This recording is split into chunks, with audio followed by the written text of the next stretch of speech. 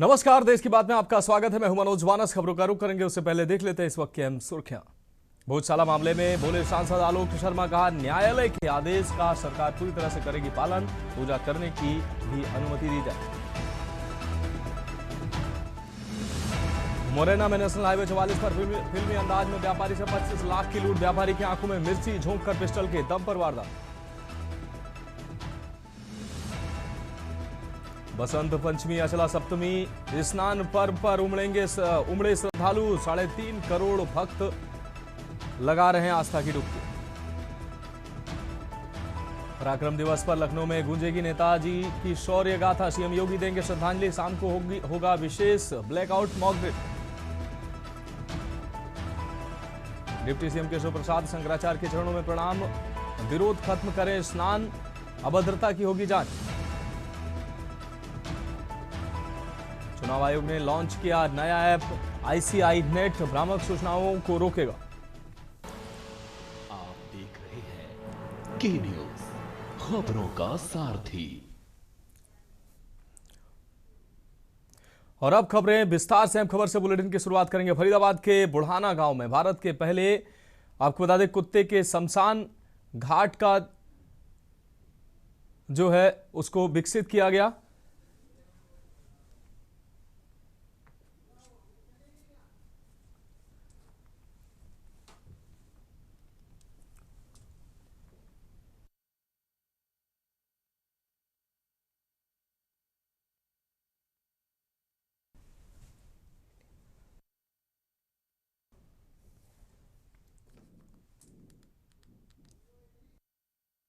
तो फरीदाबाद के बुढ़ाना गांव में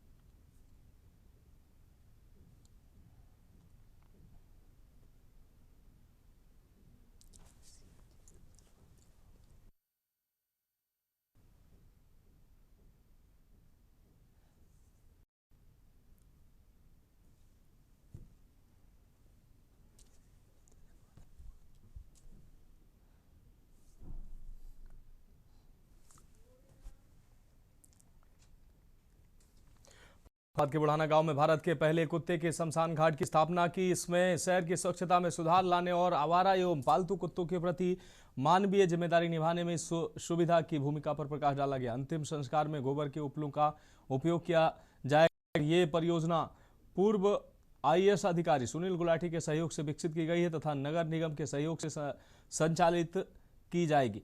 सड़क किनारे खाली प्लॉट या कूड़े के ढेर पर पड़े कुत्तों 100 इस शमशान घाट की इस शमशान घाट में आपको बता दें जलाए जाएंगे। इस शमशान घाट की खास बात यह है कि कुत्तों के शव को लाने के लिए मोर्चरी गाड़ी की भी व्यवस्था की गई है। अब किसी इलाके में कुत्ते की मौत होने पर लोग इसको इधर उधर फेंकने को मजबूर नहीं होंगे। नगर निगम की टीम सूचना मिलने पर सब सुरक्षित तरीके से शमशान घाट पहुंचाएगी।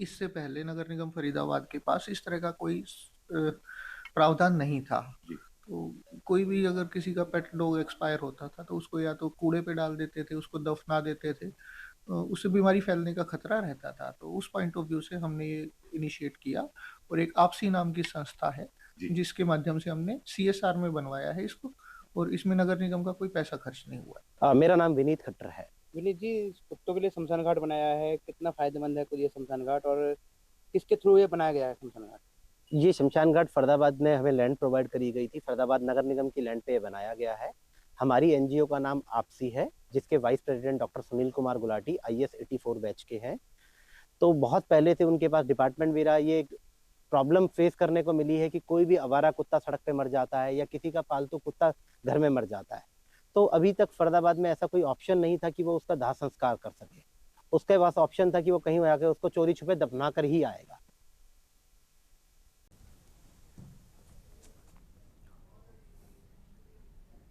बढ़ेंगे अगली खबर की ओर। रतलाम जिले के जावरा में बिजली अब उजाले का साधन नहीं बल्कि लूट का हथियार बनती जा रही है। वैध और अवैध कॉलोनी के नाम पर बिजली कंपनी द्वारा अपनाए जा रहे दोहरे मापदंड अब खुलकर सामने आ गए हैं। आपको बता दें, जहां वैध कॉलोनी में 3 kVA के नए बिजली कनेक्शन के लिए महज रुपया 5,000 लिए जा रहे हैं, वहीं अवैध कॉलोनी में उसी बिजली को स्थायी के नाम पर उपभोक्ताओं से 45,000 से 55,000 रुपए तक अवैध वसूली की जा रही है। और हैरानी की बात यह है कि रसीद केवल 5,000 रुपए की दी जा रही है। शेष रकम किस जेब में जा रही है, इसका कोई हिसाब नहीं है। बिजली कंपनी द्वारा शहर के अवैध कॉलोनियों में स्थायी कनेक्शन के लिए भी रुपए 15,000 वसूले जा रहे हैं, लेकिन रसीद यहाँ भी सिर्फ 5,000 रुपए की दी जा रही है। यानी नाम चाहे स्थायी हो या अस्थायी, वसूली स्थायी है और जवाब अस्थायी है। स्थायी और अस्थायी कनेक्शन की दर भी जमीन आसमान का फर्क है, लेकिन इस फर्क का कोई लिखित नियम कानून नहीं है। कोई अधिसूचना, कोई स्पष्ट गाइडलाइन उपभोक्ताओं को नहीं दी जा रही है। तो अब हम क्या करें? गांधी जी वाली तरीके से हम भैया कपड़े इनको भेंट कर रहे हैं यहाँ पर कि हमारे कपड़े ले लीजिए और हमारा इंसाफ दे दीजिए। चलो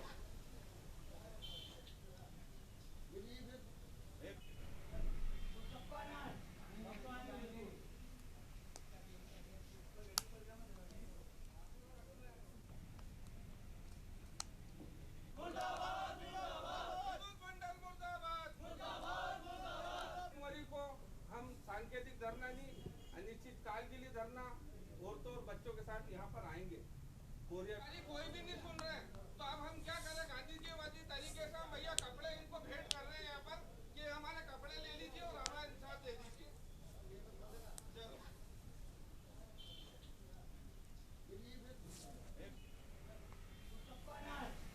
ना देने का ये कारण रहा कि अंग्रेज तो हमारे देश से चले गए, लेकिन अंग्रेजी मानसिकता छोड़ गए। हमारी न्याय संगत बात करने के लिए भी एक व्यक्ति की बात नहीं मानी जाती जब तक कि हम 150 लोग वहां पर नहीं जाएं। हम एक ही बात थी इनसे कि हमने एक RTI लगाई 2005 अधिनियम के तहत कि अवैध कॉलोनी और वैध कॉलोनियों में मीटर लगाने का क्या मापदंड है। ये तार जो झूल रहे हैं, ये दुर्घटनाओं को संकेत दे रहे हैं, इसकी जवाबदारी किसकी है? 1200 आवेदन हमने स्मार्ट मीटर के हटाने के लिए आपको दिए थे, जिसमें आपने लिखित आश्वासन हमें दिया था, उसका निराकरण आपने क्या किया? ये प्रदर्शन में क्या उपभोक्ताओं की ये जानकारी में एक्चुअली में उपभोक्ताओं की नहीं है कि अवैध कॉलोनी में किस प्रकार के चार्जेस लगते हैं। कभी कभी क्या इधर उधर लोगों की बातों के में भी बहकाव में आ जाते हैं। तो आज क्या मैंने इनको मध्य प्रदेश राजपत्र का गेजेटेड नोटिफिकेशन भी प्रोवाइड कर दिया है, ताकि क्या उनको बिल्कुल लोगों को तक सच्चाई पहुंचनी चाहिए कि किस प्रकार के चार्जेस लगते हैं अवैध कॉलोनियों में। वैसे तो अवैध में अपन स्थायी कनेक्शन देते हैं, लेकिन स्थायी कनेक्शन हेतु मध्य प्रदेश राजपत्र मध्य प्रदेश विद्युत नियामक आयोग में दिया गया है कि किस प्रकार से चार्जेस लगने हैं। तो वो मैंने उनको कॉपी प्रोवाइड कर दी है।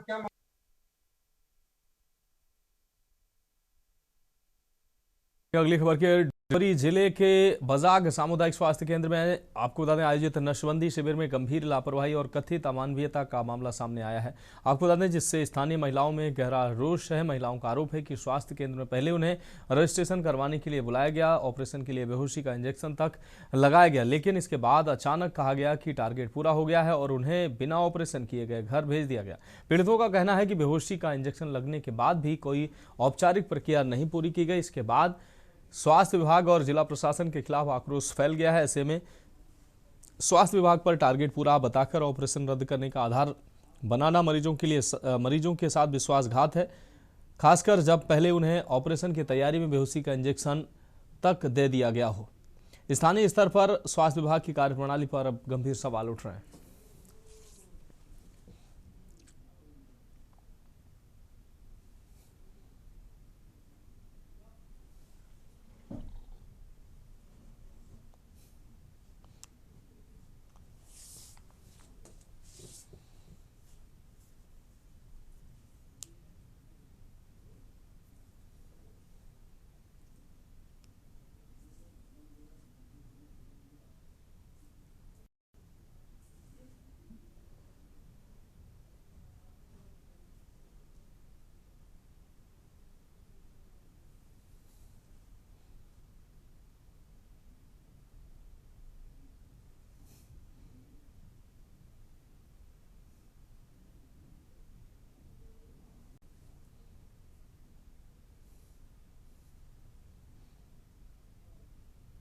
आजकल क्या है, हम लोग हमारे पास 4 सेक्टर है, तो उसमें आज चूँकि कोई टारगेट बेस्ड अब ये रहा नहीं, तो आज 2 ही सेक्टर लेते थे। आज चूँकि 50 इसमें करने का होता है, जो कि नियम और गाइडलाइन में है, तो 50-60 लोगों का रजिस्ट्रेशन हुआ, जिसमें क्या है 5-6-7 लोग इसमें से जनरली फेल हो जाते हैं। आप किस लिए आए मजाक अस्पताल में? ऑपरेशन के लिए। कितने बजे से आए हैं? 8 बजे से। आपका रजिस्ट्रेशन हो गया? हाँ, हो गया। किस लिए आए थे? ऑपरेशन करवाने के लिए।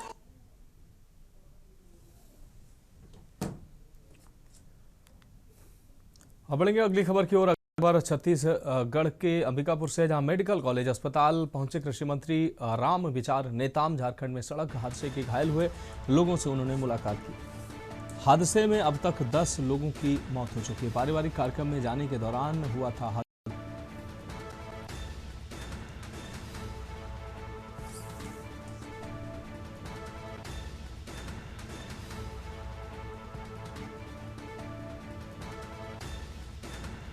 अंबिकापुर से अहम खबर, मेडिकल कॉलेज अस्पताल पहुंचे कृषि मंत्री। झारखंड में सड़क हादसे के घायल हुए लोगों से की मुलाकात।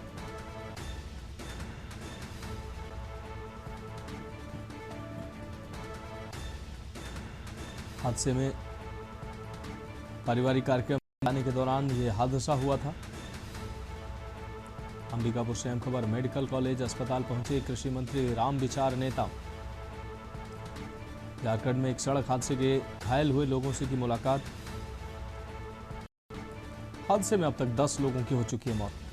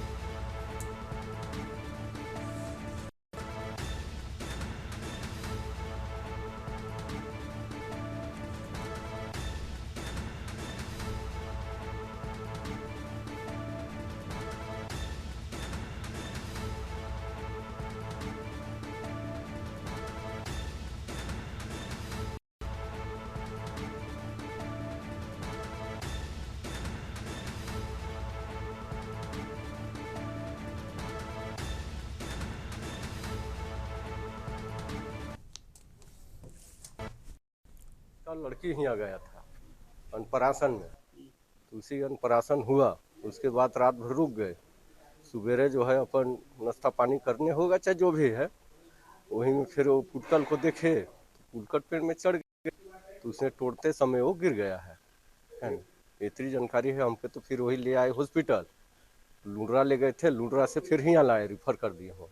तो हियाँ जो है, हियाँ खबर मिला हमको कि भाई ये ऐसा बात है, दुर्घटना है, तो आइए देखने खातिर। अब बढ़ेंगे अगली खबर की ओर। अंबिकापुर से हम खबर, पेड़ से सब्जी तोड़ना युवक को भारी पड़ा है। आपको बता दें, पकड़ी की सब्जी तोड़ने पेड़ पर चढ़ा युवक, पेड़ से पैर फिसलने के कारण भूलन पैकरा की जान गई। मेडिकल कॉलेज अस्पताल में इलाज के दौरान भूलन पैकरा ने दम तोड़ा। राजपुरी खुर्द का रहने वाला था युवक। सरगुजा जिले के कोतवाली थाना क्षेत्र का ये पूरा मामला है।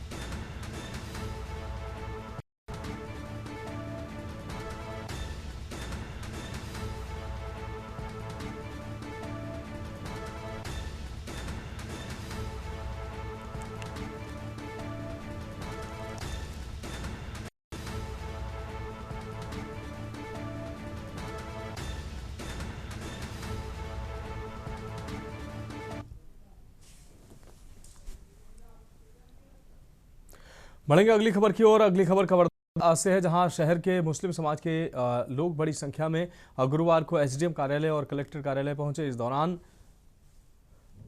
उन्होंने कथित फर्जी शिकायतों के आधार पर सैकड़ों लोगों के नाम मतदाता सूची से हटाने के प्रयास का आरोप लगाते हुए निरस्त करने और दोषियों पर कार्रवाई की मांग की है। समाज के प्रतिनिधियों ने बताया कि कवर्धा शहर के विभिन्न मुस्लिम बहुल इलाकों में रहने वाले लोगों के खिलाफ कुछ अन्य वार्डों के व्यक्तियों द्वारा फॉर्म 7 भरकर उनके नाम विशेष गहन पुनरीक्षण के तहत हटाने की मांग की गई। संबंधित लोगों ने फोन पर कथित शिकायतकर्ताओं से संपर्क किया तो कई लोगों ने अपने नाम से किसी भी प्रकार की शिकायत करने से इनकार किया, जबकि कुछ ने बीएलओ के समक्ष उपस्थित होने में असमर्थता जताई। इससे स्पष्ट होता है कि बिना तथ्यों की दुर्भावनापूर्ण तरीके से फर्जी शिकायतें की गई हैं।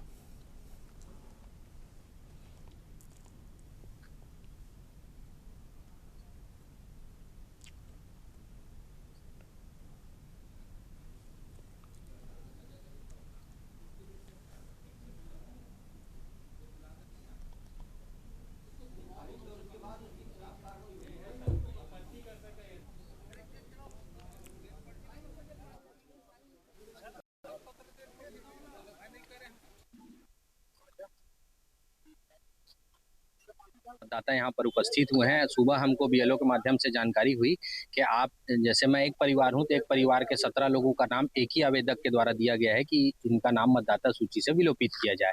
तो बीएलओ के द्वारा जैसे हमको जानकारी की गई, सभी वार्डों में लगभग यही जानकारी पहुंची, तो सभी मुस्लिम मतदाता इकट्ठा हुए और हमने बीएलओ से पूछा तो उन्होंने बोला आपके नाम से आपत्तियां लगी हैं नाम काटने के लिए। तो शिकायतकर्ता को जब फोन किया गया तो उन्होंने इस संबंध में जानकारी नहीं होने की अनभिज्ञता जाहिर की और बीएलओ को भी यही बोला गया कि हमको पता नहीं है, हमारा दस्तखत नहीं है। काटा गया है। उस वार्ड में 18 नंबर और 19 नंबर संयुक्त वार्ड में 50 लोगों का नाम काटा गया है। वहाँ मैं 25 साल से राजनीति कर रहा हूँ और जिन लोगों का नाम काटने की सूची बीएलओ के द्वारा मुझे जानकारी जो मिली है वो 100 साल पुराने रह रहे हैं और एक भी नाम काटने योग्य नहीं है। वासियों के द्वारा आवेदन प्रस्तुत किया गया है कि उनके विरुद्ध कुछ आपत्ति प्रस्तुत किए गए हैं फॉर्म 7 के अंतर्गत। उपरोक्त फॉर्म 7 गलत आधार पे भरा गया है करके और इस प्रकार से कि नाम ना कटे इस प्रकार का आवेदन दिया गया है और इसमें बीएलओ को जांच हेतु लिखा गया है और प्रिलिमिनरी इंक्वायरी के बाद अगर गलत आवेदन होंगे तो उपरोक्त आवेदन पे खारिज करने की कार्रवाई। अब बढ़ेंगे अगली खबर की ओर। गुरु की महिमा के लिए कहा गया है कि गुरु ब्रह्मा गुरु विष्णु गुरु देव महेश्वरा, यानी कि गुरु देव के बराबर गुरु को दर्जा दिया गया है। लेकिन यहाँ एक गुरु और शिष्य के रिश्ते को तार तार करने का मामला सामने आया है, जहाँ एक आपको बता दें लेक्चरर ने उसी कॉलेज के विद्यार्थिनी को किडनैप कर लिया। कर्नाटक बेलगावी जिले के अथनी शहर में Sai Jyoti paramedical college and research centre में पढ़ने वाली एक छात्रा पर उसी कॉलेज के एक शिक्षक का दिल आ गया था। उसने शादी का झांसा देकर इस छात्रा को किडनैप कर फरार हो गया। आपको बता दें कागवाड़ तहसील के उगार गांव का रहने वाला 28 साल का विवाहित लेक्चरर पवन कुमार सीलगार ने 8 जनवरी को उसी कॉलेज में पढ़ने वाली एक विद्यार्थिनी को किडनैप करके भाग गया। विद्यार्थिनी के माता पिता ने ग्रामीणों के साथ मिलकर कॉलेज के सामने धरना प्रदर्शन करते हुए पुलिस स्टेशन में अथनी पुलिस स्टेशन में शिकायत दर्ज की। 10 दिन बाद भी वह अपने घर नहीं लौटा। पुलिस भी उसे ढूंढ रही है और उसके दोनों मोबाइल फोन बंद है। विद्यार्थिनी के माता पिता अपनी बेटी की वापसी के लिए हर दिन रो रहे हैं। लेक्चरर और विद्यार्थिनी का पता लगाने के लिए आपको बता दें अथनी सीपीआई संतोष हल्लूर और पीएसआई गिरिलंपा उपपार की लीडरशिप में एक टीम बनाई गई है। अथनी पुलिस स्टेशन में किडनैपिंग का केस दर्ज किया गया है और मामले की जांच जारी है।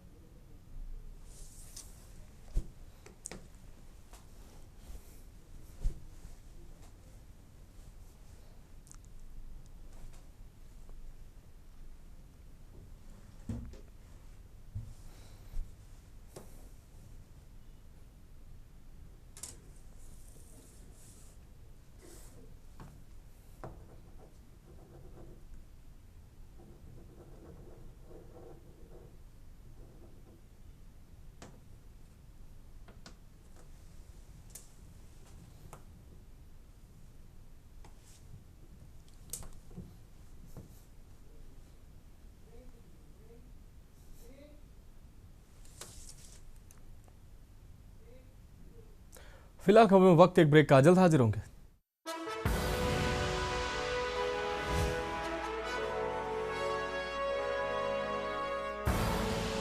आप देख रहे हैं के न्यूज, खबरों का सारथी।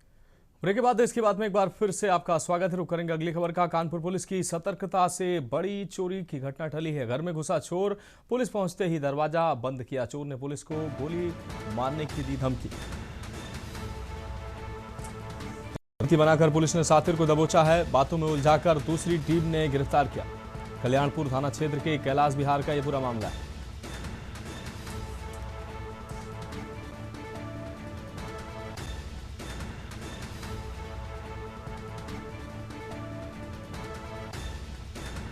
चोर ने पुलिस को गोली मारने की धमकी दी। रणनीति बनाकर पुलिस ने सातिर को दबोचा।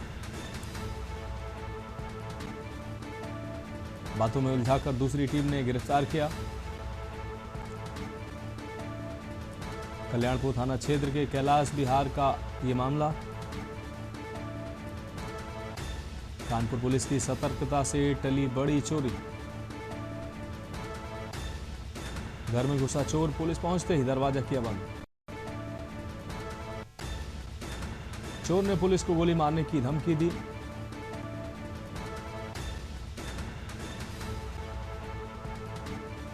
रणनीति बनाकर पुलिस ने सातिर चोर को दबोचा।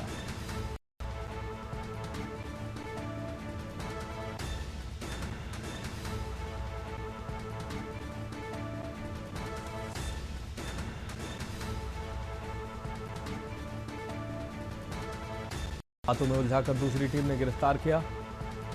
कल्याणपुर थाना क्षेत्र के कैलाश विहार का यह पूरा मामला।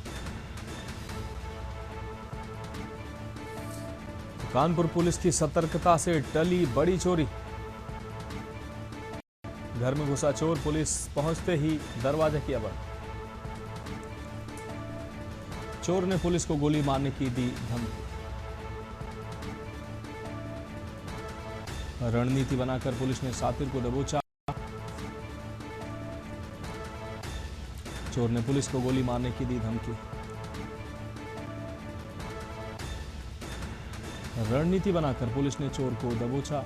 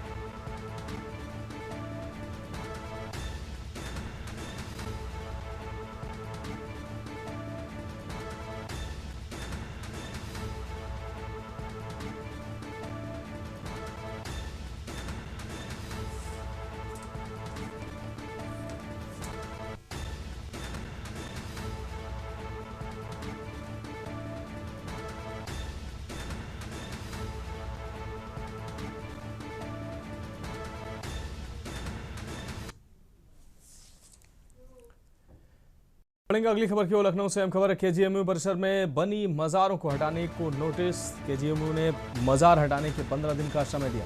मज़ारों को अवैध निर्माण बताते हुए कार्रवाई के निर्देश दिए। तय समय में नहीं हटाने पर पुलिस बल ने कार्रवाई की बात कही। पुलिस बल से हटवाई जाएगी ये मज़ार। ध्वस्तीकरण पर आने वाला खर्च भी जिम्मेदारों से वसूला जाएगा। नोटिस के जरिए सख्त कार्रवाई की चेतावनी दी गई। केजीएमयू प्रशासन ने नियमों का हवाला देकर कदम उठाया। ध्वस्तीकरण पर आने वाला खर्च भी जिम्मेदारों से वसूला जाएगा। नोटिस के जरिए सख्त कार्रवाई की चेतावनी दी गई है। केजीएमयू प्रशासन ने नियमों का हवाला देकर उठाया कदम। तो लखनऊ से अहम खबर। केजीएमयू परिसर में बनी मज़ारों को हटाने को नोटिस।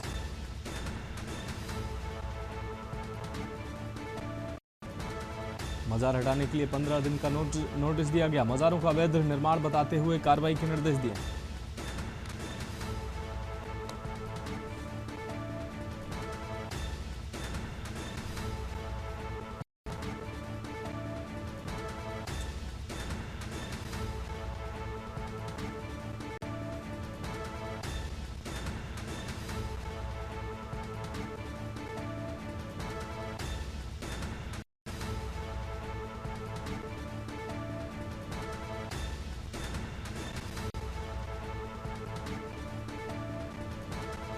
लखनऊ से अहम खबर। केजीएमयू परिसर में बनी मज़ारों को हटाने को नोटिस।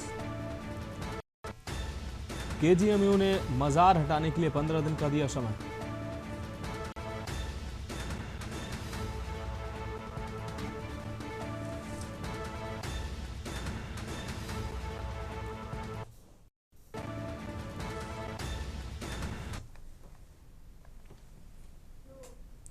बढ़ेगा अगली खबर की ओर। कानपुर से अहम खबर। झाड़ियों में अर्धनग्न अवस्था में मिला महिला का शव। रात जागरण देखने गई महिला का मिला है शव। रेप के बाद हत्या कर शव फेंके जाने की आशंका।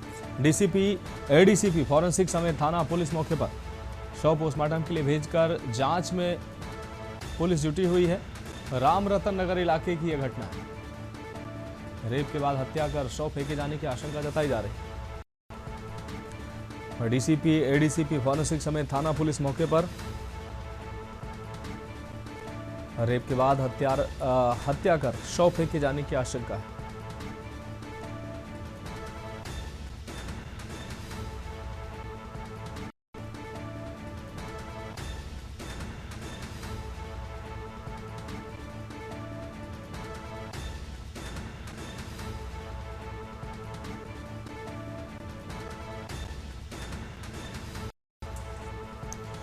झाड़ियों में अर्धनग्न अवस्था में मिला महिला का शव।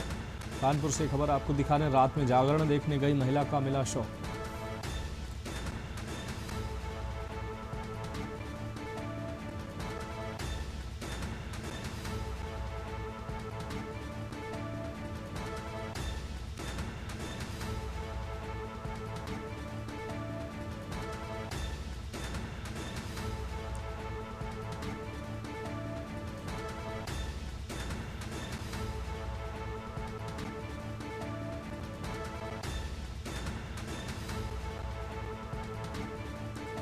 राम रतन नगर इलाके की यह घटना है।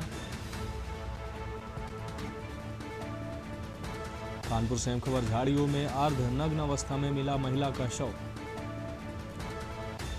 रात जागरण देखने गई महिला का मिला शव। रेप के बाद हत्या कर शव फेंके जाने की आशंका।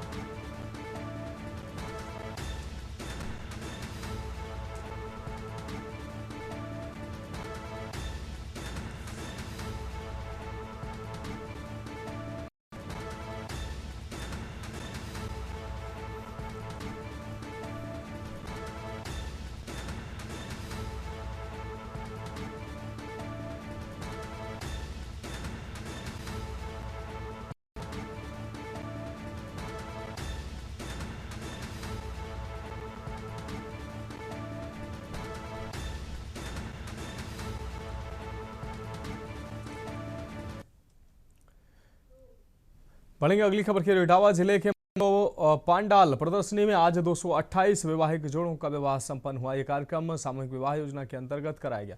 इस कार्यक्रम में मुख्य अतिथि के तौर पर पहुंचे होमगार्ड एवं नागरिक सुरक्षा मंत्री धर्मवीर प्रजापति ने सभी को आशीर्वाद देते हुए शुभकामनाएं देते हुए कहा कि मुख्यमंत्री सामूहिक विवाह योजना के अंतर्गत आर्थिक रूप से कमजोर परिवारों के लिए ये सरकार की तरफ से चलाई गई योजना का बड़ा लाभ है। मुख्यमंत्री के द्वारा इस योजना में जो 55,000 रुपये दिए जाते हैं उसे माता पिता अपनी बेटी को उपहार स्वरूप दे सकते हैं। इसके साथ सामूहिक विवाह योजना में जिन परिवारों की आर्थिक स्थिति अच्छी नहीं है, शिक्षा की व्यवस्था और बच्चों का बोझ, उन परिवारों को एक सम्मान के साथ ये विवाह कराया जाना ये निश्चित ही मुख्यमंत्री को धन्यवाद देने लायक है।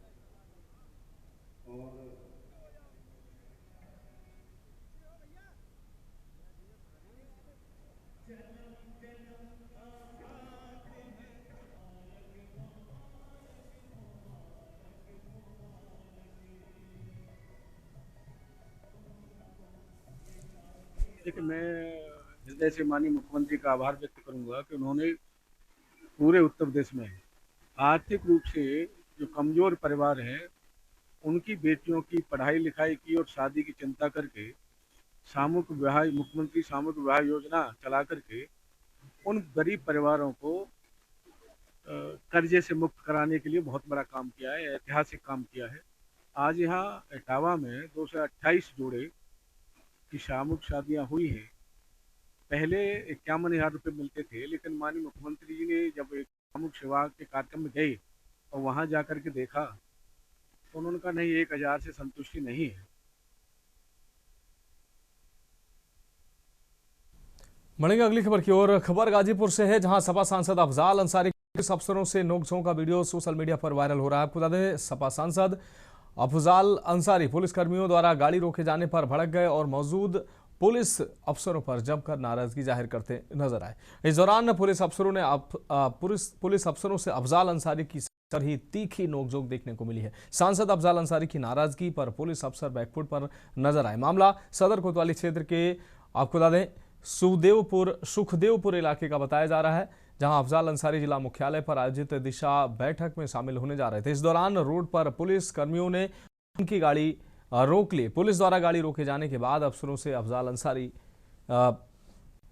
गाड़ी से उतरकर पुलिस अफसरों से उलझ गए। उन्होंने इस तरह सड़क पर गाड़ी रोके जाने को अपने साथ बदसलूकी बताया।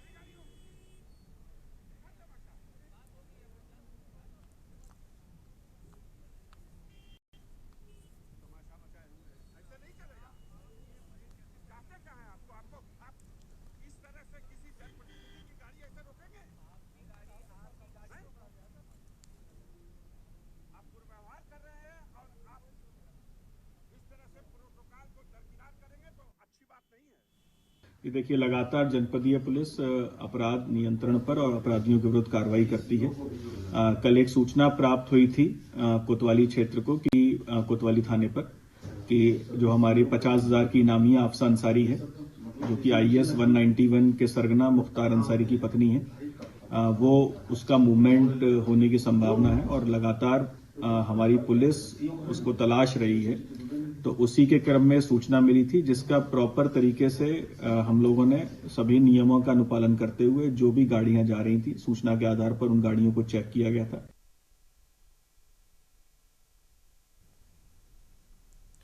तुम मुझे खून दो, मैं तुम्हें आजादी दूंगा, ये नारा बुलंद करने वाले महान क्रांतिकारी नेता सुभाष चंद्र बोस की 129वीं जयंती आज फर्रुखाबाद जनपद में बड़े ही उत्साह और गर्व के साथ मनाई गई। इस अवसर पर जिला प्रशासन द्वारा विशेष श्रद्धांजलि कार्यक्रम आयोजित किया गया। कलेक्ट्रेट परिसर के सामने स्थित नेताजी सुभाष चंद्र बोस की प्रतिमा पर जिलाधिकारी आशुतोष कुमार द्विवेदी ने माल्यार्पण किया। प्रतिमा पर पुष्प अर्पित करते हुए जिलाधिकारी ने नेताजी के महान बलिदान और देश की आज़ादी में उनके अतुलनीय योगदान को याद किया।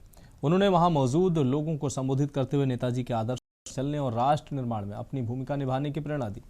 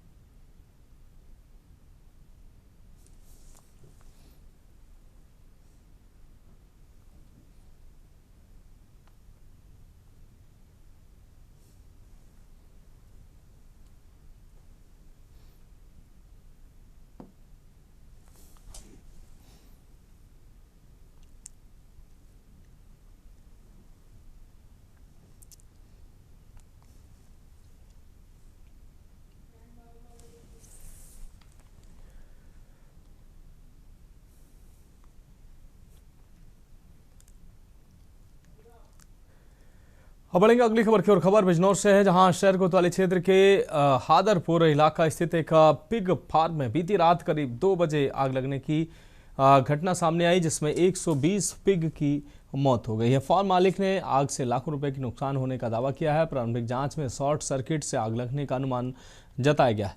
बताया गया कि देखते ही देखते आग इतनी विकराल हो गई कि पूरा पिग फार्म धू धू कर जल गया। सूचना मिलने पर दमकल टीम ने मौके पर पहुंचकर आग को काबू करने की जद्दोजहद शुरू की, लेकिन नुकसान रोका नहीं जा सका। सीओ सिटी संग्राम सिंह ने बताया कि हादरपुर निवासी आकाश कुमार के पिग फार्म में लगभग 120 से ज्यादा चोरों की मौत हुई है।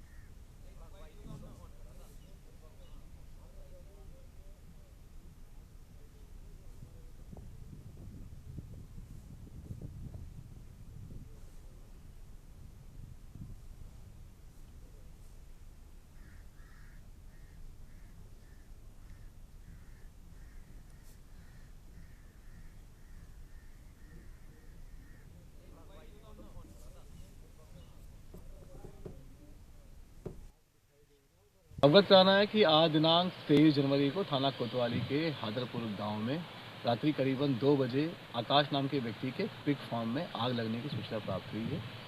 इस सूचना पर तत्काल पुलिस के द्वारा स्थानीय लोगों की मदद से आग पर काबू पाया गया।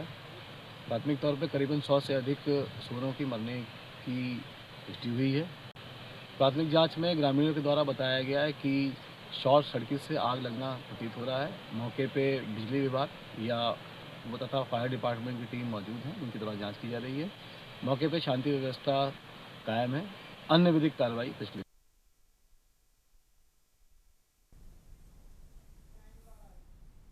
बढ़ेंगे अगली खबर की ओर। ऋषिकेश से अहम खबर है, जहां ऋषिकेश बद्रीनाथ धाम के कपाट खुलने की तय हो गई है। 23 अप्रैल को श्रद्धालुओं के लिए खुलेंगे कपाट। सुबह 6:15 बजे दर्शन के लिए खोले जाएंगे बद्रीनाथ के कपाट। राजमहल में तीर्थ पुरोहितों ने विधि विधान से निकाला है मुहूर्त।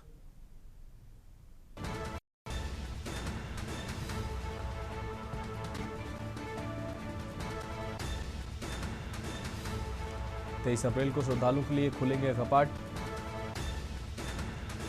सुबह 6:15 बजे दर्शन के लिए खोले जाएंगे कपाट।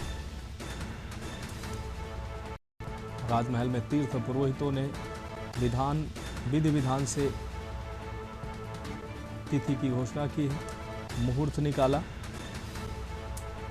23 अप्रैल को श्रद्धालुओं के लिए खोले जाएंगे कपाट।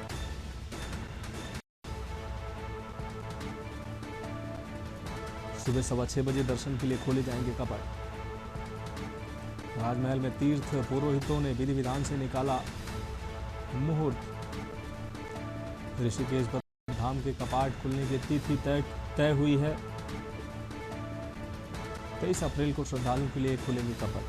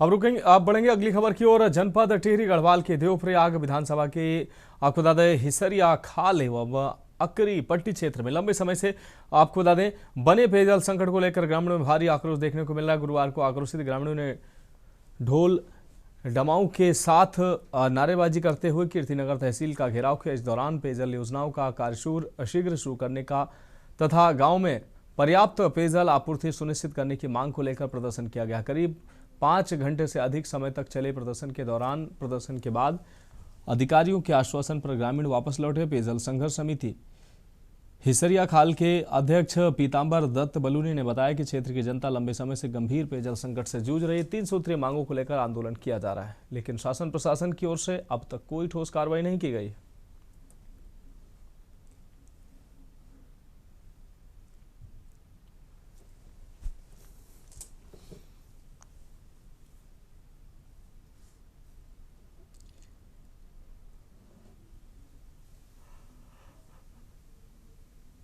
नेवर हमारा कहना ये है कि माननीय हमारे जो प्रधानमंत्री उनकी एक बहुत बड़ी ड्रीम प्रोजेक्ट योजना थी गढ़वाल के लिए, जो बहुत ही अच्छी योजना थी, लेकिन वो योजना आज धरातल पे 0% काम कर रही है। और उसमें सबसे बड़ा रोल है जल संस्थान और जल निगम का। ये दोनों विभागों द्वारा लगातार जनता को गुमराह किया जा रहा है। मैं अपनी ग्राम सभा मुंडोली की बात करूँ तो उसमें हमारे यहाँ इन्होंने जो ग्राम सभा मुंडोली से पानी सप्लाई होना था, लेकिन इन्होंने दूसरी ग्राम सभा से पानी जोड़ रखा है। और लछमोली और हिसरिया खाल के ग्रामों से लोग आ रखे थे तथा संबंधित ग्राम सभाओं के जनप्रतिनिधि भी यहाँ पे आए हुए थे। इन्होंने सांकेतिक धरना तहसील परिसर में दिया और इसमें लोगों की पेयजल से संबंधित जो समस्याएं थी संबंधित विभागों को भी यहाँ पे बुलाया गया, जल निगम और जल संस्थान। टिहरी गढ़वाल क्षेत्र से वैसे देवप्रयाग डिवीजन में जॉब करता हूँ सर। अभी विगत वर्षों में ना जो हमारा आईवेल था वो कुछ हद तक डैमेज हो चुका। आपदा के चक्कर में वो डूब जाता है, हर बार डूब जाता है। इस बार उसमें क्या हो गया कि हर ग्रीष्म में जो ये सर्द ऋतु आती है। ये धरना प्रदर्शन हो रहा था मतलब लछमोली हिडमदार पंपिंग पेयजल योजना से जो गांव प्रभावित होते हैं और इनको लाभान्वित होते हैं उनके लिए धरना प्रदर्शन हो रहा था। और उसमें पहले से जल संस्थान वाटर सप्लाई देता है, जलापूर्ति जल संस्थान का काम है वो करने का। और उसमें तो हम केवल सोर्स का काम कर रहे हैं, वेल का निर्माण कर रहे हैं और WDP का निर्माण कर रहे हैं। और उसमें इस महीने तक हम उसमें कर लेंगे, पहले पब्लिक के सामने भी कहा है। और हम यांत्रिक शाखा का उसमें काम शेष रह गया, सिविल का हमने पूरा कर दिया है। देखिए, मैं समझता हूँ कि ये JEE की साजिश थी। ये कहीं ना कहीं प्रशासन का जनाजा उठाने की तैयारी हम लोगों ने करी, स्थानीय जनता ने करी, क्योंकि हमारे जो हिसरा खाल पाटा खाल पट्टी है उसके अंतर्गत उमरी गांव हो गया, जखेड़ गांव हो गया, कोटिया और तमाम जितने भी गांव नज़दीकी गांव हैं उनमें पानी की समस्या लगातार बनी हुई है। हमारे गांव में पानी की परेशानी हो रही है हमारे क्षेत्र में, इसलिए जनता ने हमें चुना है।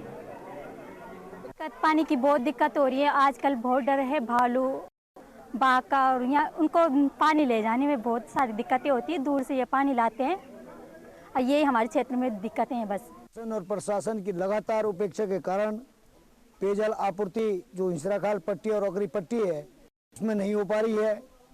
करोड़ों रुपए का वारा न्यारा विभाग द्वारा किया जा रहा है अनुरक्षण बजट के नाम पर, और स्थानीय विधायक अपने निजी स्वार्थ के लिए किसी अपने निजी व्यक्ति को उसका ठेका दिया हुआ है।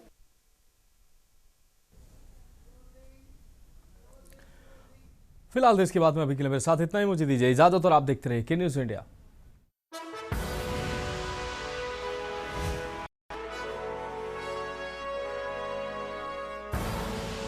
आप देख रहे हैं के न्यूज़, खबरों का